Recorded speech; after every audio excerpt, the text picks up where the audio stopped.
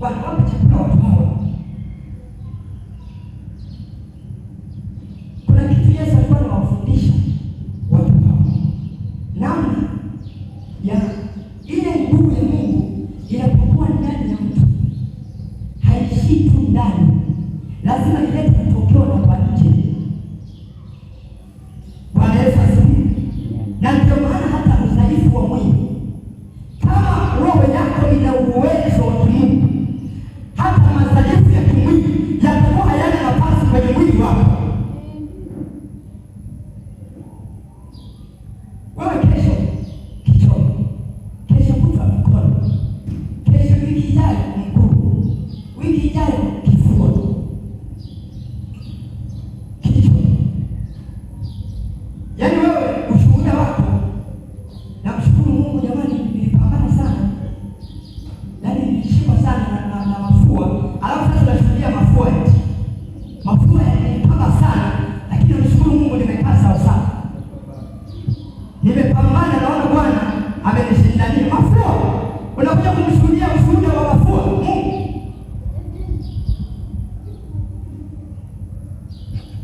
Bwana Yesu asifiwe. Unajua kuna shuhuda nyingine wanasikiliza kwa wapendwa, wanasema mimi siwezi kushuhudia ushuhuda. Mimi ukiniona nimesimama hapa ninaishi mzito. Yaani nina kitu kizito ambacho nikikielezea kwa watu kama wanasema mafua. Kuna mtu mmoja nikawa namsikiliza na alinukuu basi ya mstari fulani, akasema janga kubwa kwa watu wa Mungu, janga kubwa, yaani janga kubwa kwa watu wa Mungu, yaani mshangao, niseme sisi tuna mshangao mkubwa kwa watu wa Mungu ni kuumwa. Yaani mimi nikiumwa mimi mshangaa, yaani mshangaa kwa sababu mimi sistahili kuumwa. Wewe unastahili kuumwa.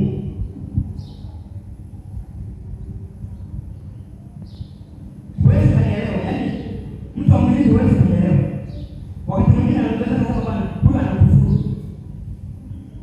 Soma Biblia. Yaani kikawaida kabisa hatukuumbiwa kuumwa. Sisi tumeumbiwa uzima kisha tuwe nao tele. Ndio tulipoumbiwa. Bwana Yesu asifiwe. Kwa hiyo unapopitia kwenye hali fulani, ujue kwamba hivi ni magonjwa. Mbona kila siku nauma? Mbona kila siku nauma? Ndugu yangu, achini. Wakati mwingine sema na Mungu kwanza, Mungu ni nini? Mbona nauma kila siku? Mwambie Mungu, Mungu atakupa nini? Kuna mahali kumepungua sana watu wa Mungu. Mambo ya kiroho kuyazingatia ilivyo sana sawa. Hata mambo ya kimwili ambayo yanaonekana kwa macho hayataweza kuzima kwenye ulimwengu wako wa kiroho. Yaani nataka nikwambie, ukitembea kwa inavyotakiwa kwenye ulimwengu wa roho, mambo ya ulimwengu huu yaani hayatakuwa kitu kwako, hayatakuwa hisu. Bwana Yesu asifiwe. Pamoja na kwamba tunaishi katika ulimwengu huu uliojaa matatizo, uliojaa dhiki, uliojaa majanga, unakumbana na hiki, unapitia hiki, unakumbana na hiki, lakini sisi Biblia inatuambia tuishi kwa imani, na sisi ni watu wa rohoni. Enendeni kwa roho, wala hamtasikiliza kamwe tamaa za mwili. Kwa hiyo mambo yanayoonekana katika ulimwengu wa kimwili wewe hayatakupata kabisa, wala hayatakusababisha kukutenga na Mungu. Bwana Yesu asifiwe. Na nguvu za Mungu zikiwa ndani yetu, uone uhakika maisha ya kuchoka utayasahau. Yesu alipokuwa anafundisha wanafunzi makutano, lakini baada ya hapo unaambiwa, Biblia inasema anaenda kukesha, anaomba. Sasa unawaza Yesu alikuwa anafundisha, alikuwa anazungumza na anafungua waliofungwa, anahudumia wafu, lakini Biblia baada ya kazi hiyo anaanza tena issue nyingine ya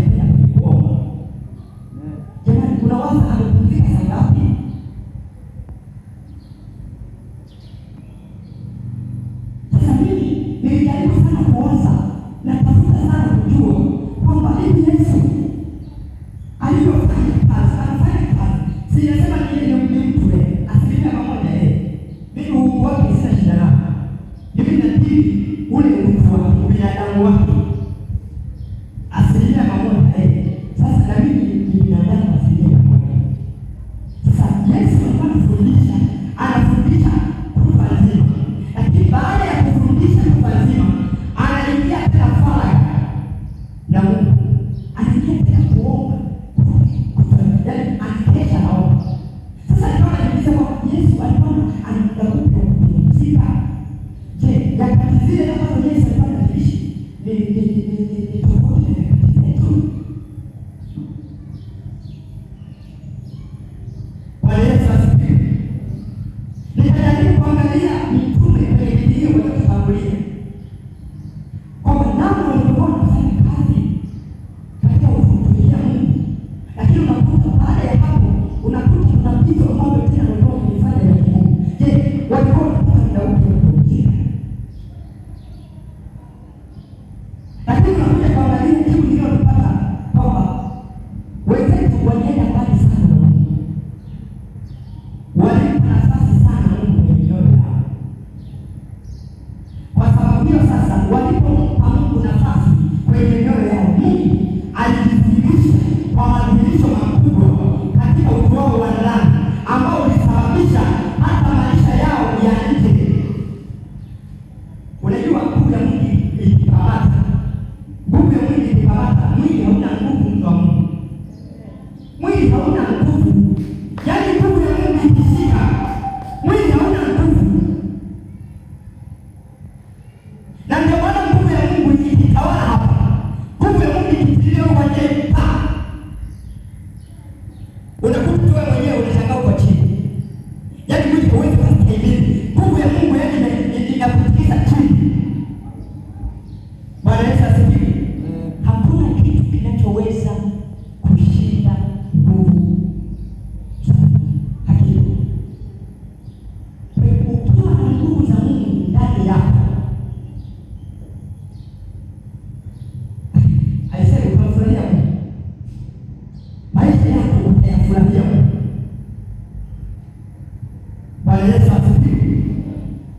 Haleluya. Kwa hiyo Paulo anatukumbusha jioni ya leo kwamba sisi wa mchana tusilale kama wengine wanavyolala, kwa sababu utakapolala kama wengine wanavyolala, jamani, hata ile siku ya unyakuo usisahau kuondoka. Sahau cha kwanza itakuja, una taarifa, na Biblia imetuambia kwamba ile siku itakuja. Haiji kwetu sisi wanaume, haiji kama wizi. Jamani, naongea bila maandiko. Biblia kwamba wale wa mchana, wale wanaoishi nuruni, siku ya unyakuo haiji bila taarifa, haiji kama mwizi kwao. Unajua mwizi anapokuja haina taarifa kwamba jamani, mama bonge anakuja kukuibia, kwa hiyo kaa sawa, leo tunakuja kukukamia pako. Jamani, unatoka kazi. Mimi siku moja nilikuwa nakesha. Kuna mwaka mzima mimi nilijitoa kwa Bwana. Nyumbani nilikuwa silali. Nyumbani. Nilikuwa nalala. Yaani nikimaliza kazi zangu nyumbani napeleka labda vitu, narudi nyumbani kwa Bwana. Naomba ikifika muda fulani naenda ndani, naenda ofisini. Nilikuwa silali. Naenda ofisini baada ya kufungia na baada ya muda fulani ninaamka, naomba baada ya hapo. Na ndio maana nakumbuka vizuri yule mzee wangu marehemu mzee, kila ukienda kwenye pale atakwambia nenda kanisani.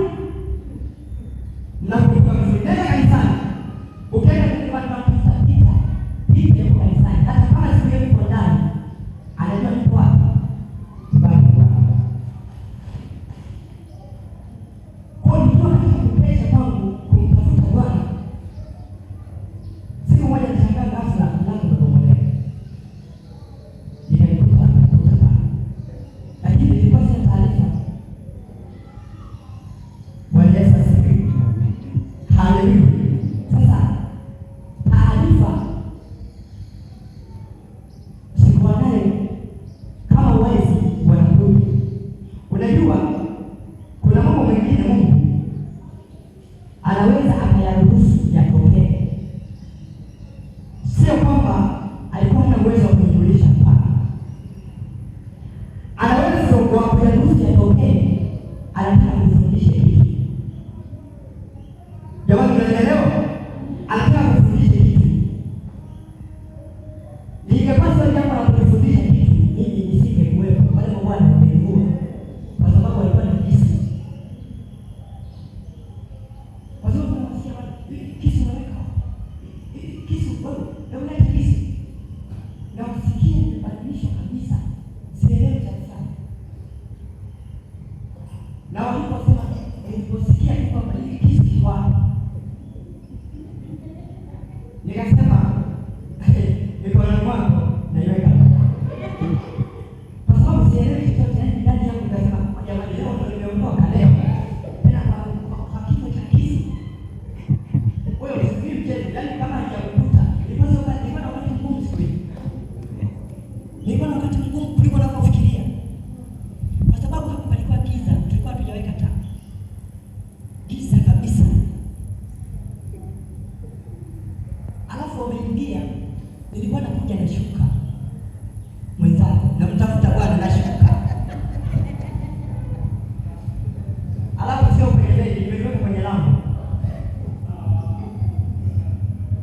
Kwa hiyo sasa ile shuka ndio iliyowasaidia wale mabwana kulifunga mikono, kulifunga mdomo. Walipoingia tu wakawekea jiwe, sijui walitoa wapi ile damu, wameingia jiwe likawekwa. Kwa hiyo mimi ndani ukajaa mchanga, ukajaa hawajani chini. Kwa hiyo wale mlishika hivi, mwingine anashuka tena fungo mikono hivi kwa nyuma, ile jiwe likatolewa, ile shuka ikapanuliwa kidogo, ile shuka ikapita ikazungushwa, ikafungwa na mikono ikafungwa. Sasa nikashuka kwenye vile viti vile, na mtu alala chini, ukipiga kelele kwa nini naondoka. Kipindi hicho biashara za viazi zimepamba moto, nimetoka kukusanya madeni ya viazi, nina 450,000 mfukoni. Yaani nimesema bwana, niende nyumbani tena na wazee hawa nataka kunichelewesha, na ingia kwenda kutafuta bwana na hela na wale kwenye wale kulikuwa na hela, kulikuwa na vitambulisho vyote. Wameingia pale wanikaba cha kwanza mfukoni, nilikuwa na simu kubwa na ndogo zote, roho za kanisani hasiwa. Alafu acha wananiuliza, tuambie, yaani wamenikaba niko chini, tuambie na zingine mnaweka wapi? Sema. Yaani usiposema tutakuua. Baba unasema unao. Mimi sina sauti ya kuongea. Kumbe ukibana mdomo, kumbe tunavyopumua hivi, pumzi ya mdomo na pua zinasaidiana. Bana mdomo. Mimi walivyo na mimi hivi. Yaani nilikuwa napata shida sana kupumua. Yaani pua. Jamani, mimi niko sana. Yaani niko sana. Kwa kweli nimepitia majanga. Mambo ya kukosa kufa nimeyapitia. Wale watu waliochukua zile hela, fungua nilikuwa pale. Yaani wamefungua ofisi, wamechakalisha, wamejibana kweli. Alafu mmoja akaenda kufungua kanisa. Alipofungua kanisa akasema mlinde huyo. Ngoja tuangalie kanisa. Mlinde huyo. Kwa mmoja akakaa pale anasimamia. Wengine wakasema yeye tarudieni. Nasikia kama vile tunasikia sauti wangu nasikia. Mmoja akaja mpaka hapa kwenye mdomo. Nasikia kabisa yeye kaka mpaka hapo ndio. Kwa nini kwa hamna kitu. Kwa hiyo karudi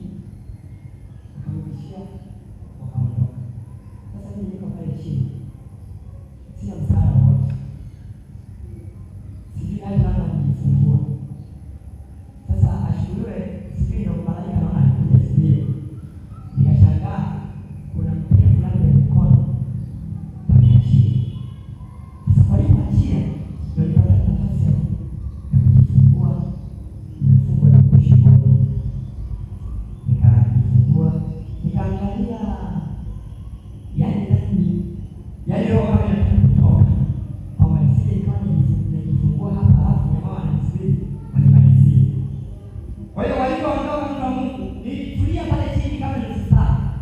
Yaani kama kwa sio. Yaani kama nisema kama Mungu sasa nipite na hii Mungu aliniletea. Nikaondoka. Akili sasa ikaanza ninatembea barabara na shukrani. Na ninajua kabisa ni kwamba ni maombi ya Mungu. Kama sikosei ya masashi kwa sababu ilikuwa desturi. Nilipoenda nikuta geti limefungwa nyumbani. Nifanye nini sasa? Alafu Mungu wetu ni kitu kinachotokea sana. Nenda ufanye Mungu. Sasa nikaenda kuruka ukuta. Niko mwenyewe kwa sababu nikaenda kuruka ukuta. Niliporuka ukuta na nikaenda kumwonyesha pale. Nikamweleza. Tukatoka tukazunguka tukaenda Pakistani. Tukaenda Pakistani. Bonga. Hauna. Sasa nafanyaje? Sina mawasiliano. Tukazunguka hivi. Tukaenda kwa Susi. Kipindi hicho walikuwa wapo. Ndio walikuwa wapo. Lakini walikuwa Susi alikuwa hapana. Susi alikuwa shaondoka. Susi nilipoenda pale. Nikamwambia Susi bwana moja mbili tatu. Nilipomwambia moja mbili tatu ndio akawapigia mimi simu. Nazungumzia kwa hapa. Walikuwa hawapo hapa. Kwa hiyo aliona nini Susi alipopiga simu kwa taarifa zinaendelea. Wanaweza siku. Haleluya. Kwa hiyo unakuta kuna vitu ambavyo lakini kuna kitu ambacho Mungu alikuwa anatufundisha. Ni katika harakati za kutafuta Bwana. Na wakati huo nilikuwa na mzigo. Huyu binti ndio alikuwa anaokoka. Huyu mimi. Ndio alikuwa anaokoka tu. Yaani hata mpango wa kwamba nitamwoa mimi haupo. Usiseme sasa Mungu, sema Mungu. Bwana asifiwe. Hata mpango wa kumwoa sina hata wazo. Lakini nilivyokuwa nikija hapa unakuta ndani ya maombi. Yaani naomba, yaani mzigo sio wa kawaida wa kuombea. Kumbe nilikuwa naombea kwa Mungu anasema. Yaani sasa Mungu aibai Mungu. Leo ile nasema jaza Mungu asitunguziki kweli. Yaani hata ile wazo la kwamba mimi atakuwa kama mbali. Kwa katika harakati zile ndio unakuta ule ndio unakutia simu kwa mchanga. Na mimi ninafahamu mwinjilisti. Kwa mimi mtu yeyote ambaye anaokoka wale mchungu sana wao ili amjue Mungu kama ndio mtu wake. Ndio juzi baba alinipa namba za kuna binti kule hapa kule wao kule kijijani kule. Aliokoka nikamwachia njia yangu. Ili asome.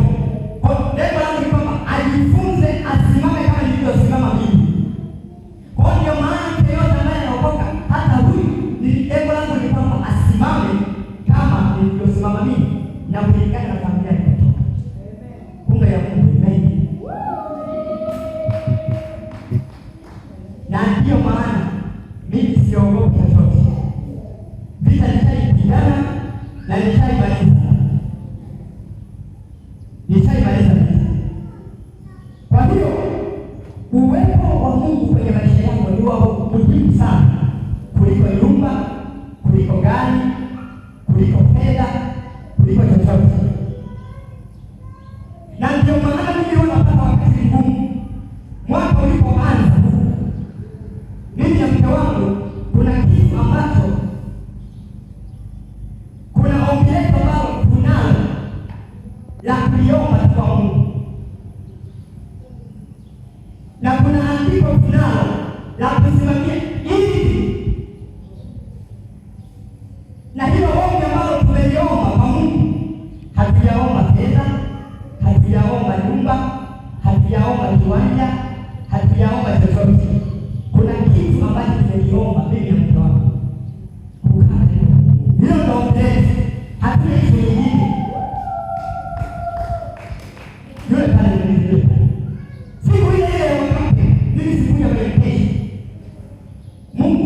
jana nyumbani, mke wangu ananiuliza, mbona ukuja kwenye mkesha? Nikamwambia Bwana, niongee sisi. Kuna kitu ambacho Mungu alikuwa ananifundisha. Alikuta nina Biblia na kisha nikamwambia, "Njoo. Ombi letu tunalotembea nalo mwaka huu inatoka katika kitabu fulani, sura fulani na mstari fulani." Akasema, "Hii haitoka mambo mengine." Mke wangu katika hilo mpaka nisema nitazaa vitu ambavyo hutatarajia. Kwa hiyo uwepo wa Mungu kwenye maisha yako, mtu wa Mungu, unaleta kila kitu. Wakati mwingine unapobezi kwenye mambo mengine, wakati mwingine yasipotokea, unaweza kuona Mungu shetani kuna kitu ambacho wakati mwingine anakiteka pale. Kwamba unapoona kwamba hakitokei, kuna vitu kama kuna nini? Yaani kuna vitu vingi ambavyo utazaliwa kwenye hilo vitu. Kwa hiyo tanguliza ya Mungu kwanza, alafu Mungu atayafanya ya kwako. Kwa tunapokaa na Mungu, watu wa Mungu, maisha yetu ya kiroho yana matokeo makubwa sana kwenye maisha ya ulimwengu huu tunaoishi. Na ndio maana kuna watu wamefanikiwa sana kwenye maisha yao ya kiroho, maisha yao ya kimwili. Hebu fuatilia maisha yao. Hawajabezi kwenye ulimwengu huu, wamebezi kwenye mambo ya kimungu, ambayo mambo haya ya kimungu ndio yanaleta matokeo hata kwenye mambo yao ya kimwili. Kabisa kabisa. Mungu ni halisi. Unapofanya kitu cha Mungu, unapojitoa kwa Mungu, maisha yako kila siku unamtaka Bwana. Mahali popote unapokwenda, sio siku zote utashinda kanisani. Bwana Yesu asifiwe. Tunaishi kwenye ulimwengu huu ambao unatakiwa, Biblia yenyewe inasema usipofanya kazi usifanyaje? Usile. Kuna mambo ya kazi ambayo ndio wewe. Lakini pamoja na kule kazi wewe unaishi nuruni. Biblia inahadharisha usilale kama wengine wanalala. Unapokuwa kazini usilale kama wengine wanalala. Kwa hiyo unapokuwa kazini maisha yako yanakuwa safi. Unapokuwa ofisini, na ndio maana unapokuwa mtu wa nuruni unakuwa baraka kama ofisini. Si ndio jamani? Kitu inapokuja kwa mfano unakuta kuna vitu labda vimeacha pale, mambo ya hela. Unajua jaribu kuwa kuliko vyote ni pesa. Baleza si. Unakuta mtu anafanya kazi ofisini au kuna neno limetokea kule ofisini ambalo unapoipima kwenye neno la Mungu linakataa. Ila sasa wale wanaoishi gizani wanamwambia wewe hii, yaani wewe utasota sana. Ndio umesoma mtu unataka uache. Lakini ukiangalia taratibu yaani zile connection za kwenda kuipata ile donge nono, unakuta kabisa kuna kitu ambacho kitapendeza Mungu. Baleza si. Lao waweza useme uongo fulani au labda utoe rushwa ili uweze kufanya kitu fulani. Kwa hiyo hiyo kitu kinakutegemea na Mungu amekataa rushwa. Kwa hiyo wewe unapokuwa kwenye ile ofisi, wewe unapokuwa kwenye ile nafasi, uweze kuruhusu mambo. Lazima utabiri na ushuhuda wako wa kiroho. Baleza si. Jina la Bwana libarikiwe. Niliwapa ushuhuda hivi. Nilikuleta, nililinda ulimwengu wangu wa kiroho. Niliulinda kwa sababu nilijua nataka kulazwa usingizi. Kwa hiyo ukishalala usingizi kwenye ulimwengu wa